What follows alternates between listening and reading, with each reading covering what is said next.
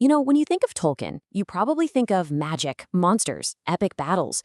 But what if I told you that underneath all of that, there's this incredibly powerful green philosophy? We're going to dig into that vision today, and you'll see it feels less like some far-off fantasy and way more like a call to action for our world right now. I mean, that quote, wow. That's Treebeard, the ancient shepherd of the trees. And he just hits the nail on the head. He perfectly captures the real conflict in Tolkien's world. And it's not just good versus evil. It's about two totally different ways of looking at the entire world. Okay, so to really get Tolkien's whole environmental thing, we have to start by understanding what he was really up against. His ultimate enemy wasn't just some dark lord sitting on a throne. No, his true enemy was an idea, a concept he called the machine. And when he says the machine, he's not just talking about gears and engines. It's bigger than that. It's a mindset. It's this burning desire to just dominate and control the natural world for your own immediate, selfish reasons. And the perfect poster child for this? Saruman the White. He looks at this ancient, living forest, Fangorn, and what does he see? Not life, not history. He just sees fuel for his war forges. And this just lays it all out, doesn't it? It's the two opposing worldviews in a nutshell. On one side, you've got that mind of metal. A forest is just fuel. It's timber. It's just a way to get what you want. But on the other side, you have Tolkien's view. A forest is a living community. The trees are your neighbors. The whole place is a keeper of history. The entire conflict really hangs on this one crucial difference. Yeah? Does that sound familiar? Of course it does. I mean, we're swimming in this mindset today, aren't we? We see ancient, beautiful ecosystems just wiped out for a quick buck, and we call it progress. We treat the health of our planet like it's just some unfortunate but necessary side effect of growth. Tolkien saw this exact thing happening to the English countryside he loved, and he didn't mince words. He called it what it was, a desolation. But here's the thing.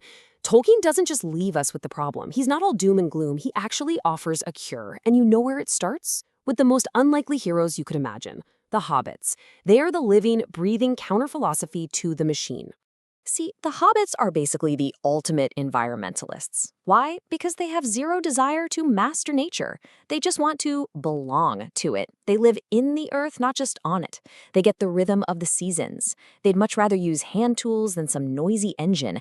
And, this is key, they look at a tree and see a neighbor, not just a pile of timber waiting to be cut down.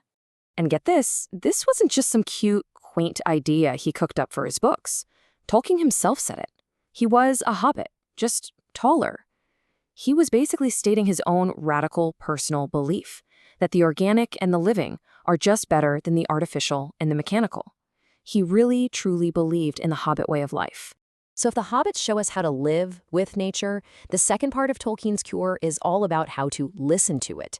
And for that, we turn to the Ents, the shepherds of the trees. They offer this incredibly important perspective that, let's be honest, we've pretty much lost.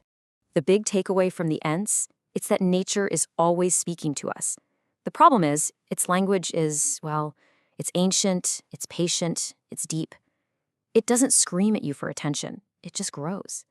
And in our fast-paced, modern world, we've totally forgotten how to listen to anything that isn't loud and immediate. I mean, just look at this contrast. The Ents' world is all long and slow. They think in terms of centuries. Their roots go deep. In our world, it runs on high-speed internet. We want results now. We want growth now. The Ents are there to remind us of a really humbling truth. The most important things can take centuries to grow and just a few minutes to destroy. But there's a warning baked into this too. Think about the March of the Ents on Isengard. It's one of the most incredible moments in the whole story, right? That's the patient, wild world finally roaring enough is enough and taking back with its. And aren't we kind of seeing echoes of that today? You look at rising tides, you look at shifting weather patterns. It feels like nature is starting to strike back. Okay, so this is all great epic stuff, but how do we actually take this philosophy and, use it in our own lives? How do we find our own Shire in this world of metal and wheels?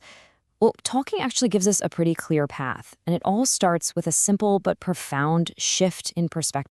So here's the challenge he puts to us. Can we move from being a consumer of nature to being a lover of nature? Think about it.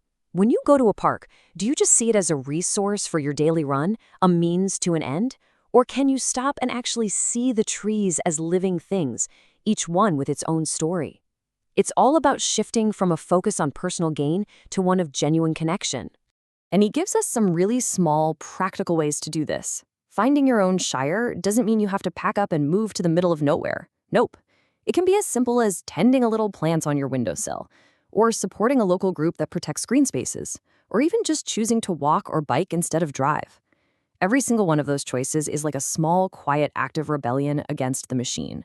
Ultimately, what Tolkien believed is that our job, our real task, is to be gardeners. And think about what a gardener does.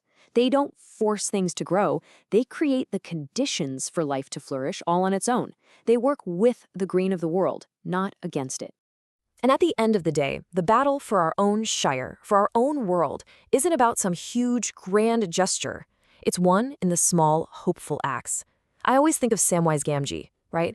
He's carrying this one tiny seed from the Malorn tree all the way through the darkness of Mordor, just holding on to the hope that he'll get to plant it one day. I mean, that is the heart and soul of Tolkien's green philosophy. So, let's end with Tolkien's own words. He said he tried to draw trees, not just as they are, but with the life inside them, with their own sense of being. Just think about that for a second. What if we all tried to do that? What if we tried to look at the world around us, not just for what it is on the surface, but for the life and the spirit that's really in there? That right there, that might just be the most powerful magic of all.